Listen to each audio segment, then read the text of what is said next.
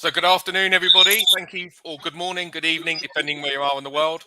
Thank you for joining us to this LinkedIn Live, where we're going to start to look at how next-gen technologies are going to be financed in CXM delivery. So this is a really common question we get all the time about so much chatter about new technologies that are out there. How are they going to be paid for as part of a CXM deal? So thank you for joining. I would ask you to maybe put in the comment section where you're joining in from. It'd be really good for us to understand how global the audience is, because sometimes we can target some messaging.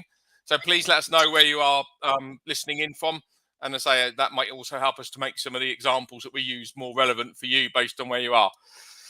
So just some brief introduction. So I'm joined by a couple of my colleagues today. I'll do a brief introduction of who I am, and then I'll get them to do a brief introduction. So I'm David Rickard. I'm a partner here at Everest Group, and I lead all of our research on customer experience management, as well as what we call trust and safety, which includes content moderation and also marketing services. I'm based in the UK, but have a global role. And I've been with Everest Group about 3 years. I've also been around in consulting for a few years. But the thing that probably makes my background a little bit more interesting is I was also on the buyer side. So I spent 17 years at Microsoft, senior director responsible for contact center outsourcing. So I've been on the buyer side. So pricing is a topic that's very close to my heart. So hence I love doing these sessions with our two pricing experts that we've joined with today. So Kunal, why don't you start by giving us a brief introduction to yourself? Hi all, Kunal here. I'm a vice president with the firm. I lead the BPO cluster here in Everest Group from a benchmarking perspective. We have several other clusters within the pricing assurance services, IT applications, IT infra, and BPO. So I lead the BPO cluster. We help both sides of the spectrum, be it the enterprise side and the service provider side, on the various kinds of commercial mandates, be it contract benchmarking, proposal reviews, thematic research on areas like Gen AI, automation, etc. Been in the firm for about 4.5 years now, and overall, I've got 12 years of commercial expertise across BPO and IT services. Rahul? Thank you, Kunal. Thanks, Kunal. Hey, hi everyone. Great to be here. Speaking to all of you. My name is Rahul Parve, Vice President within Everest Group, and part of the same team as Kunal. So I co-lead some of the engagements on the BPO price benchmarking areas. Especially, CXM area is quite close to my heart. Right, in the past 7 months, and I've been leading a lot of engagements on the CXM side. Not just supporting a lot of the enterprise clients of ours on various contract benchmarking, price benchmarking, automation specific areas, but also helping a lot of the service providers, right, with relevant pricing intelligence so that they can win more. Happy to be on the call and look forward to share some of the insights that we have got in this space, in this next gen space.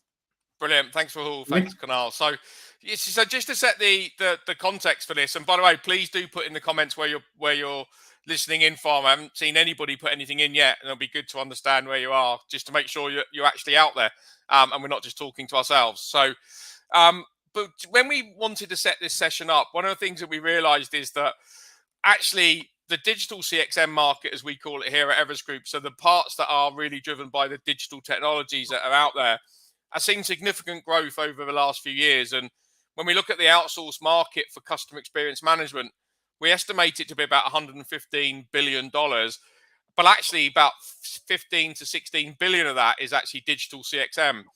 But that's seeing very large growth over the last couple of years. And when we look out to 2026, we actually expect to see significant growth driven by things such as digital technologies, especially Gen AI and the hype around generative AI right now. So we've seen the growth in this market. But one of the things that we keep getting questions on all the time, which is around how are we going to pay for these technologies as part of our overall CXM deal? So one of the things we wanted to do is start having that conversation. We don't have all the answers today. You probably wouldn't expect us to, although I'm sure you would like if we did. But actually what we wanted to do is to start having the conversation. What are we seeing today? But then also what do we expect to see in the future? So what we're going to cover in the agenda is what other technologies that we see are included as part of outsourcing deals today. So you can get an understanding of what we're seeing in the marketplace. We're then looking at how are they being priced into the deals, so you can again understand from a today perspective what we're seeing and how that's being done, because they will be the platforms to move forward in terms of future pricing models. And then last but not least, we're going to look at the cost components of Gen AI and how we think that could be priced into deals in the future. So that's sort of the three areas that we're going to be covering today, and hopefully that aligns to what you've tuned in for to have that conversation. I would also encourage you to put questions in the comment section as well. So we're happy to take questions throughout the session. So please feel free to put questions in. And one last thing before we get into the data, we've also got a free offer for any of our attendees, where actually we're offering a complimentary price benchmark for contact center services. So if you fill in the form that's posted in the chat, we'll actually give you some complimentary data, which is very valuable, and we see it as real high value to our customers. And we'll give you some insights into the price points that you can be expecting for a particular service. So please put your comments in the comment section, or comment in the chat section, and then we'll follow up with you after this call to get you access to that price point. So let's get into the technology, into the content, and really, Kunal, Rahul, why don't we start with what are the different technologies that we see are actually being included in CXM deals today? So yeah, maybe we can start with that, and then let's set the scene so we can move forward. Sure. If we talk about the technologies, David and Rahul, it can be classified broadly into two categories, right? One is the run-of-the-mill technologies, which have been there to enable the CX services. And those could be classified into three broad buckets. One is the process enabling solutions, the likes of workflow tools, dialers, and things like reporting and SLA tracking solutions, which are, kind of bread and butter in any CXM deals, wherein the enterprises are looking for, the real data. So, for example, how many calls were logged in? How many calls were answered by the, CSRs? How many got abandoned? How many, were marked as unresolved, right? So these are some of the process enabling solutions wherein we are talking about, reporting tools, visualization and dashboarding tools, dialers, and workflow tools. The next broad bucket would be, your call center enabling solutions. So, solutions like ACD and IVR solutions, which are, kind of automating a lot of these volumes which come up in the queue and are contained by these, the IVR solutions. At one point in time, we used to say that, IVR is, a next gen thing, but the technologies are evolving and evolving so fast that, some of the so-called sophisticated technologies are actually traditional technologies and are perceived to be, traditional and standard by enterprises as well. So tools like ACD, IVR solutions, computer technology integration, call recording and monitoring systems, knowledge management systems, and workflow management tools, which could, estimate the peak and troughs in the call center business, because that's how the staffing is done by service providers, and it's essential to ensure that the SLAs and KPIs are being met. So these are some of the call center enabling solutions, again, the backbone of any CXM project. The next one would be, what I will say, the traditional automation solutions, the likes of chatbot, virtual assistant solutions. They have been in the industry for long now.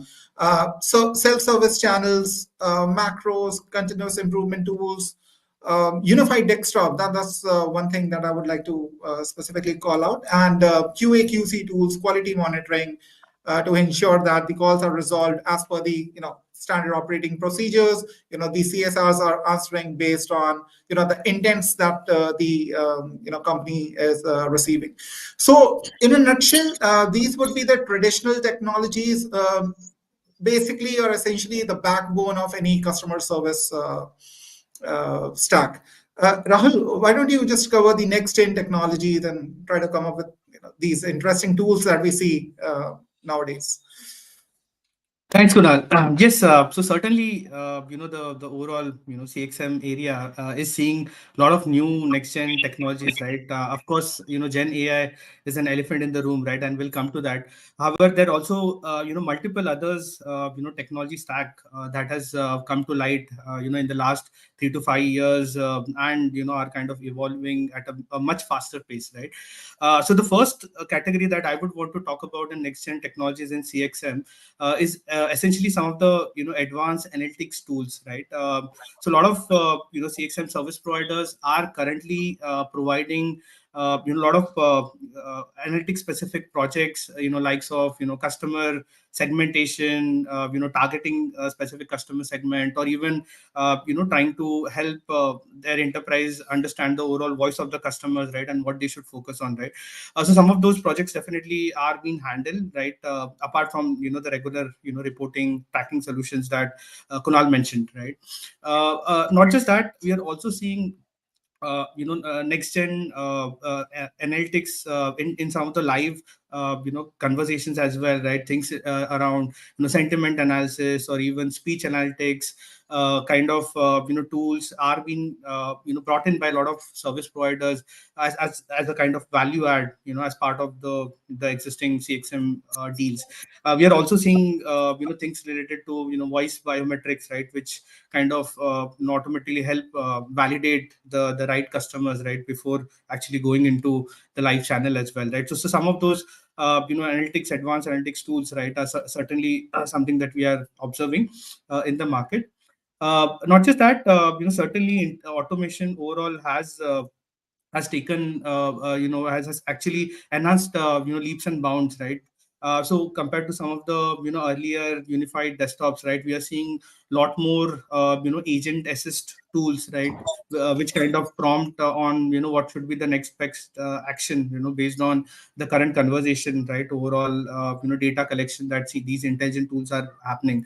Of course, robotic process automation, though we are calling it next gen, is currently one of the commonplace, right, in a lot of the CXM deals, right, that we are currently observing, as well as some of the AI powered knowledge base as well, which are being kind of assisting a lot of the agents, right, on live situations. So that's also something that we are observing. Call summarization specific tools, even a lot of those IVRs have got quite smarter now, right? So automatic automatic understanding of the specific intent, and based on that kind of smart routing, right? Some of those tools that we are seeing, which is definitely helping reduce a lot of agent effort, and service providers are also providing productivity specific benefits out of these intelligent automation, is something that we are definitely seeing in a lot of the CXM deals. Gone are the days where a lot of those CXM deals have been more of the body shopping, right? But now it's definitely much more value adding, right? Not just on intelligent automation, we are seeing a lot of cloud specific cloud contact center platforms as well, which are being proposed in deals, especially contact center as a service. A lot of CXM players have actually tied up with some of the leading CCaaS players in the market, and are definitely reducing the overall time to kind of market, right, the overall transition times, and getting that technology at a faster pace, right, as part of any specific account, right, which is to be ramped up. So certainly cloud contact center as a service, we are seeing a lot more deals, right, going into these compared to a lot of those traditional solutions, right? Even omni-channel platforms, right, and a lot of these CCaaS providers also provide the overall not just the channel related to voice, or even kind of an email or chat, right?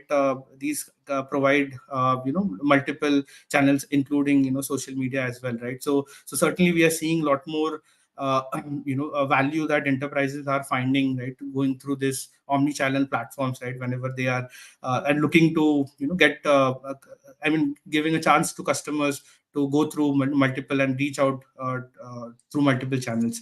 Also self-service customer portals, trying to reduce the overall need for a call altogether, right, and reduce the overall call volumes, right. So that's also something that that we are seeing proposed by a lot of service providers. And last not the least, conversational AI. Yes, the chatbots have been there. The ML based, NLP based chatbots had been there, right. However, the big Gen AI has certainly arrived, and we do have a separate section where we're going to talk a lot about Gen AI, the cost, etc. But yes, conversational AI is something which currently a lot of experts, including us, right, believe that can really disrupt the overall CXM industry and BPO industry, right. So yeah, I think that's also something where we are seeing a lot of the CXM growth, right, digital specific CXM growth going forward. So these are some of the technologies just want to talk about. David? Thanks, Rahul and Kunal. Yeah, I mean, I guess the question is that we've not addressed, but we'll address now. So anyone who's listening in, don't worry, we'll get there. And again, any comments you got, please put them, or questions you've got, please put them in the comment section, and we'll address them live. But one of the things that we would often be asked, or you'll, and I'm going to ask you, which is, this technology is great, but it's not free. So how is it being paid for? How is it being factored into deals today? Because that is going to shape the way that we have to think about Gen AI from a cost perspective moving forward. But how are we paying for this today? Because having been a buyer for many years, I would love to have been included as a free service, but it's not. It has to be paid for. So what are you seeing when we're looking at how it's being paid for? Yeah, so let me take that one. So, see, it could be possible that the enterprise procures a part of the traditional technology stack themselves, and even next gen technologies. We have seen that the enterprises buy some licenses of automation themselves. But if we talk about from a outsourced service provider perspective, when they bring in their technology, let's say in a managed services engagement, mostly the cost of the traditional technologies, the ones on the left side of this page, are charged in two broad ways. One, as part of the FD rate or a per call contact rate itself, wherein it is just an OPEX cost, right?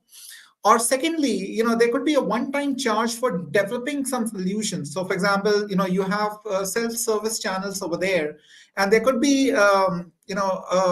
a period wherein the service provider is implementing and developing those self-service portals or channels for the enterprise, so that the volume could be contained in the first place. So the development or the implementation charge for some of these traditional solutions could be charged upfront or amortized over the contract term. But mostly what we have seen is things like ACD, IVR solutions, CTI, call recording monitoring, WFM tools. Those are kind of included in the per hour, per FTE, or per call or a per chat rate, rather than being separately billed to the client as a separate charge. Like you said, David, the enterprise expect these tools to be kind of free of cost, but nothing's free, right? The service provider does incur cost on these traditional technologies, and those are charged to the client as part of the approaches that I talked about.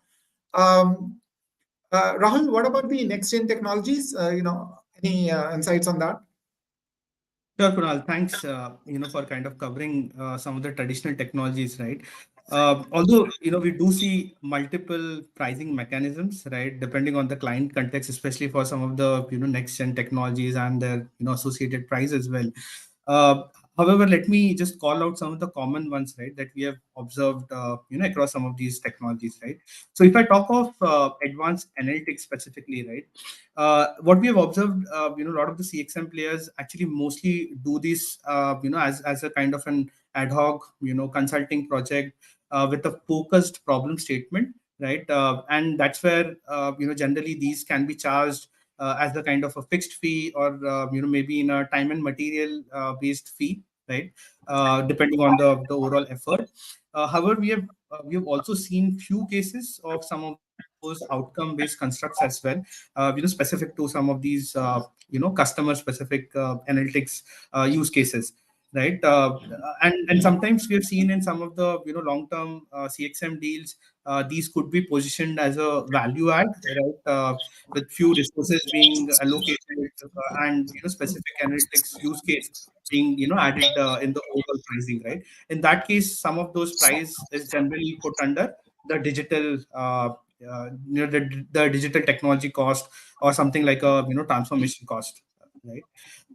And when we talk of the intelligent automation as well, right, especially in some of the you know uh, uh, the longer term deals, we see the similar way that we talked about, right, where we see it in priced as the kind of a fixed fee with some recurring charges, right, for some of those license specific charges and maintenance specific charges, and that is included again something like a digital cost or a transformation specific cost, right?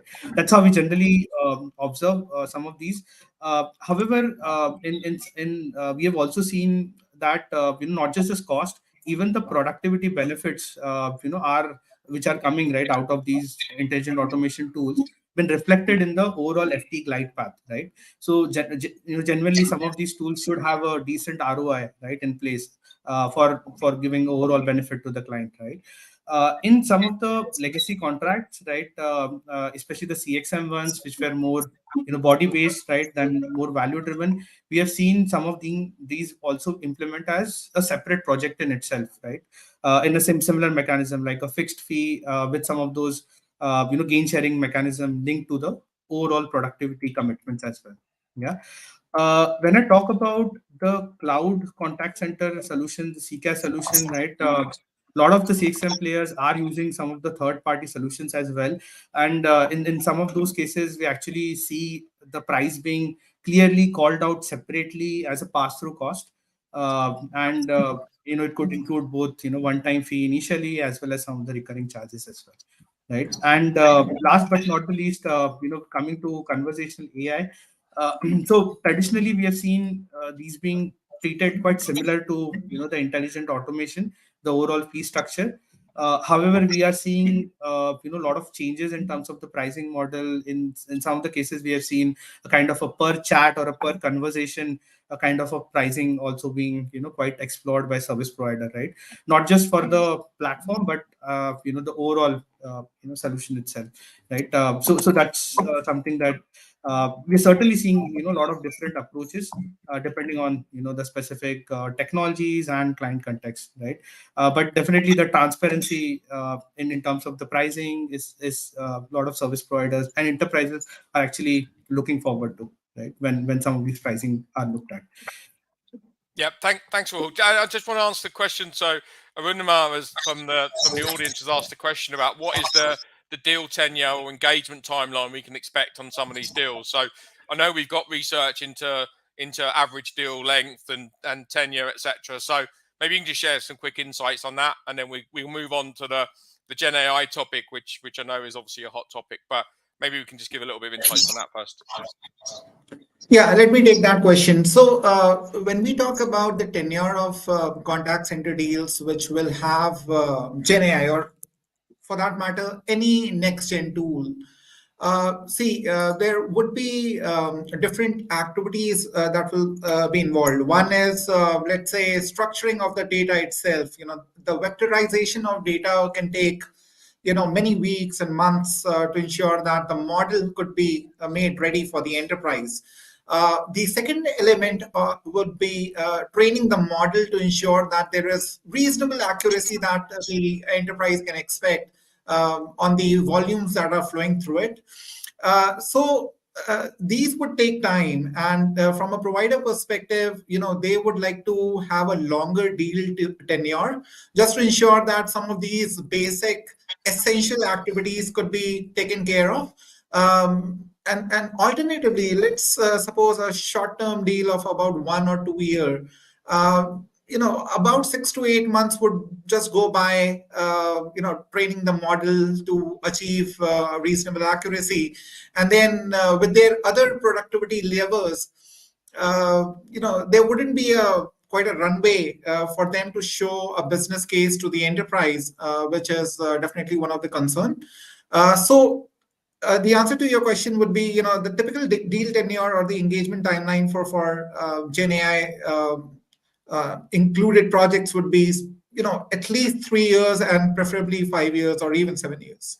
But just going back, Kunal, I think the question was also even on some of these traditional technologies, what are we seeing in terms of annual tenure or length of time a typical CX deal is being struck? And I think the data that you've shared recently is between about 3.2 and 3.5 years. So I think the tenure of a deal or the deal length is about that time now, and they're getting longer. I think, again, the data we issued in one of our state of the market reports, it might have been 3.2 years previously, and it's now 3.5. So I think average deal length is getting longer to about 3.5. And we'll get into the detail about Gen AI in a moment around the deals as well. But hopefully that answered the question. But maybe, Kunal, to direct a direct question to you then, and also another one, which is, so as we move on and start thinking about Gen AI, do you think that Gen AI will change the way deals are being structured as they are today? So we've spent 20 minutes talking about how they're done today. Where do you think we'll go in the future when we start thinking more about Gen AI? Yeah, so fundamentally, based upon the observations from our enterprise project, see, some of the enterprises are looking at outsourcing from a very different lens, and a few of the enterprises have already invested in innovation labs and innovation teams. So now the frame of reference has moved towards optimize and then perhaps a lift and shift, rather than the traditional model wherein it was about lift and shift and then transform and optimize. So that's the fundamental shift wherein the service provider may have to co-work or co-invest with the enterprise to ensure that the optimization of the process is done before lifting the bulk operations part. So that's one thing that I observe could happen in a few engagements. The second would be the pricing model itself, and now the main concern from an enterprise perspective as to how can I decoy the overall fee from the labor charges, because across the globe inflation has been a problem to deal with, especially if you're an enterprise. And even if you're a service provider. Now the questions that we receive is how can the tech solutions change the model to ensure that some cost savings could be passed on to the enterprise, and that's wherein the service providers are asking for more flexibility in implementing some of these projects, and they should get more control rather than the enterprise looking for how many people did you stack in this particular month, how many people did you stack in this particular month, are you maintaining your span of control ratios, etc. So from a model perspective, we believe that the model could skew towards more of a transaction-based pricing model, wherein the benefits and any efficiencies through these technologies or any operational efficiencies as well could be baked in to counter the impact of inflation and try to achieve the enterprise objectives. So those two come at the top of my mind, the entire lens of looking at an outsourcing deal, and secondly, the pricing model. Brilliant. Thanks, Kunal. So maybe moving over to you, one of the things that would really be good to get a bit more of a perspective on is what are the different cost components that we have to think about for Gen AI as we think about it from a buyer's perspective. So what should a buyer be considering when they're starting to think about the cost for Gen AI solutions in a CXM context? Sure, David. Certainly, we can talk about some of the cost components, right? So, but before going into that, right, let me first talk about what are the options, right, that any enterprise would have, right, in terms of implementing a Gen AI solution, and then of course get into some of the cost components, right? So based on our research, essentially we are talking about around 3 models, right? So the first model essentially is around exposing the overall commercial or kind of what we call the closed source LLMs as APIs, right? So things like Chat GPT or kind of Catonic specific platforms, right? Where the overall LLM is not open for kind of overall fine tuning by the enterprises, right? So in this case, you're essentially taking the overall LLM as it is, right, from a technology provider, and then exposing as an API, and then kind of using it, right? The second model is where you as an enterprise have a more option to even kind of fine tune the overall commercial LLM in this case, right? And what we call essentially is you can actually train the overall LLM based on your specific organization specific data or an industry specific data, and then kind of use those LLM models, right, focused on your specific use cases, right? And the third one is something which is definitely an option but may not be a preferred one, is a kind of setting up your overall proprietary LLM from scratch. And definitely it would have a lot more investment, right? The overall complete training essentially would need to be done, right, from the enterprise. So now if I talk of some of the cost components, right, across each of these models, right? So if I talk of the first model, right, which is, by the way, right, one of the most common models being kind of leveraged, right, by especially some of the service providers are also kind of using white labeling to kind of use this model, right? So the first cost is around some of the overall implementation cost of kind of exposing the overall API, right? That we see, right? This the second cost, what we call is the inference cost, right? So this is essentially, right, a lot of these commercial LLMs charge on a per token kind of a basis, right? And this is the cost of actual servicing, right? So any transaction that goes through these LLMs or some of those tokens, right, that which are kind of prompted, and even the completion tokens, right, those are all kind of charged, right? So this is more of an ongoing cost, right, as you're using the overall API based LLM model here, right? So that's the inference cost. The third one is around the overall resource costs that would be required in kind of refining the existing API based LLM. So the refining, you can't do much on the model itself, but the refining here would be more in terms of, okay, what should you kind of prompt, right? And a lot of prompt engineering and those kind of resources would be required, right? So what is the essentially statement that you would want to put so that you get the right output, right, from the model, right? So that's where some of the tweaking would happen in terms of the resource cost, right? And some of those prompt engineers would be kind of required, and of course the overall platform setup cost, right, and the license cost of the overall LLM, right? So these are some of the cost with respect to the overall API based LLM model, right? So as we are calling it, when I talk about the second model, right, when you're actually fine tuning the overall LLM based on your industry specific data, or let's say your organization specific data, there's definitely this tuning cost, right, which would come into the picture, where a lot of those compute as well as training of the data, that there will be effort related to the data, your data or industry specific data cleansing, right, which will go into tuning of the LLM, right? So that tuning cost certainly there.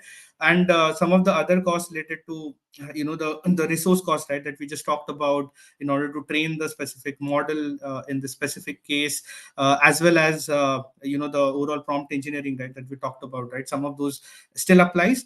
In this case, there's additional costs around the hosting, right, because you are not using an existing API, so there's a hosting cost that would also come into the picture, along with the platform cost, right? And then when we talk about the third model altogether, where you are building the whole proprietary LLM from scratch, in this case, essentially you will require tons of data, tons of compute resource to kind of train your overall model, right, based on your specific requirement. So that's definitely the pre-training costs that would be required, along with some of the resource costs, right? So ongoing resource costs that we talked about, that will require some of those fine tuning as we go along. The hosting is something that you will have to manage by your own in this particular case, as well as all the maintenance updates, right? And even re-alteration of the model, right? All of those costs also come into the picture, along with the platform cost that we talked about, right? So certainly there are nuances based on the different models, right? Though the first is probably the more common model, where some of those hosting specific costs kind of go away, right? So these are definitely some of the costs that we are looking at. However, Kunal, do you want to throw a light on what is the typical breakup of some of these cost components whenever you're looking at a Gen AI use case? And we can probably go to the next slide to kind of talk about it. Sure, absolutely. And thanks, Rahul, for covering those three models in depth. So I will just quickly talk about, a typical generative AI spend breakdown. Again, this is by no means definitive.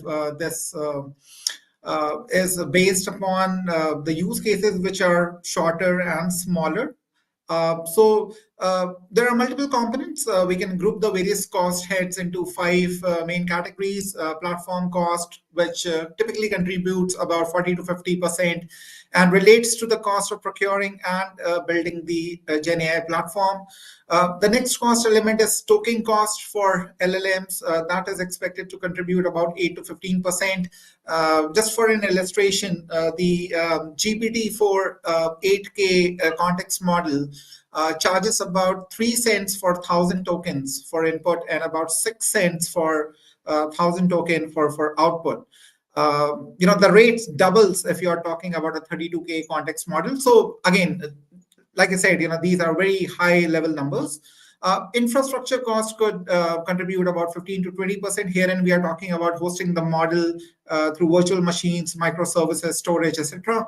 Platform support costs could take anywhere between 10 to 15% of the overall cost. Implementation cost, and herein, like I said, we are talking about shorter, smaller, and simpler use cases, could be about 5 to 15% of the overall cost. The net takeaway is that for smaller engagements, the platform cost could be really high compared to the implementation cost. Brilliant. Thanks, Kunal. And yeah, I think this is such an emerging area. We're doing a lot of work at Everest Group right now, looking at use cases, specifically from my area in CXM, looking at where people are moving from proof of concepts into proper deployment. So I think that this is an evolving area, and we're going to get more and more data over the next few months and years. And obviously, we'll be sharing that as we can through our usual channels as well. So thank you for that. So we understand now how the breakdown of costs work. How are we going to pay for it? So if I'm a service provider, how should I be thinking about presenting deals and including this? But also from my buyer perspective, how should I be looking to pay for this? How do I make sure I get the best deal? I'm not paying for something I'm not using. So maybe you guys can give me, Kunal, you can give me some sense of that and give the audience a sense of that. Yeah, so we are looking at various interesting examples through the proposals that we review right now, David, and a lot of CX specialists are proposing Gen AI enabled solutions as part of their overall solution, as part of their overall digital solution. And interestingly, we do not see a charge for it, right? So essentially, the exec summary says that the entire solution that relates to Gen AI is an investment that the service provider is doing. Now, when we talk to service providers, they say that these solutions are a trigger to ensure that we are achieving those benefits or commitments that we are proposing to the client, right? And we have already invested in these technologies, and charging mechanism for Gen AI could be really complex for the enterprise to understand. So in some of the proposals, we have seen that there is no separate charge for the generative AI solution per se. Now that could be included as part of the per FT or per unit rate card, and it's not visible as a separate standalone line item. That's one way, but the other way, wherein some of the service providers are trying to commercialize their AI solution, is trying to understand the process itself. So, for example, they are trying to understand the typical AHT for a call according to the industry and the business line of the enterprise. So let's say for a telecom client, the typical AHT duration is about 8 minutes, right? Now, in that 8 minutes, how many words are being exchanged between the customer and the service provider? Now, it's a known fact that the charge for AI is based upon a token, and there is a relation between the tokens and the words as well. So some of these service providers are coming up with an estimate of how many words get exchanged in a conversation, and they are trying to have a fixed rate for a defined number of tokens that get exchanged between the enterprise and the service provider. So if I talk about what we have laid out in this slide, if we look at the broad number of projects, human effort plus AI solutions, the typical model will be a hybrid model wherein the human effort could be charged on a per call, per chat, per email, or even the input-based model, whereas the AI solutions could be either positioned as an investment, or even there could be some fixed fee or recurring cost based upon X numbers of tokens that are exchanged, or X number of words that get exchanged. Or let's say in the marketing parlance, what is the price per image that is being assisted by a generative AI, or what is the price per image created by a Gen AI? Those are some of the metrics which are being thought about to charge the Gen AI solution. Thanks, Kunal. And so as we still come to the end of this, I would encourage the audience, if you've got any questions, please put them in the comment section, because we'll try and take a few questions at the end. But I'm always interested when we talk about outcome-based solutions. So having been around for a long time, we've tried to do outcome-based solutions for many years. But the challenge always has been that even though both organizations agree that outcome-based models might be the right thing, when you try and contract for them, and legal and finance teams get involved, and it's always really hard to try and establish which part of the organization drove the outcome. You end up getting into some really vicious spiral, and you can never really achieve outcome-based pricing because it's just too hard to contract for, and it goes into the too hard to do bucket, and therefore everyone just defaults to some sort of hybrid model. What do you think will be different in Gen AI, or do you think it'll be different in Gen AI? So Rahul, maybe you got a view on that. Yeah, David, I think it will not be completely different, right? In fact, I would have even more pessimistic view when it comes to Gen AI, right? Because I mean, outcome-based model, right? Some of the challenges that you just mentioned are already, kind of difficult to implement, right? And with, generative AI, right? There's certainly a lot of there's certainly a lot of risk factors, right, which are involved in terms of the overall certainty of savings, because it also depends on the enterprise data, right? If the enterprise data stack, right, is not appropriate for the model to work, and the data is not appropriate for the model to work, which providers can't control, right? They can't go with a outcome based model at the start, right? And even this technology in itself is quite into the early stages here, right? Some of the use cases are not that mature, and it's not yet scaled, right? So some of those are certainly the challenges, right, when I look at from an outcome based standpoint. However, from an enterprise standpoint, certainly there's a lot of even more willingness, right, for outcome based models when it comes to Gen AI, right? Especially considering the huge initial investments, right, that are required. I mean, overall, if I were to speak, right, do have a pessimistic view, right, based on outcome based conversations. But let's see how it goes, right? Probably time will tell.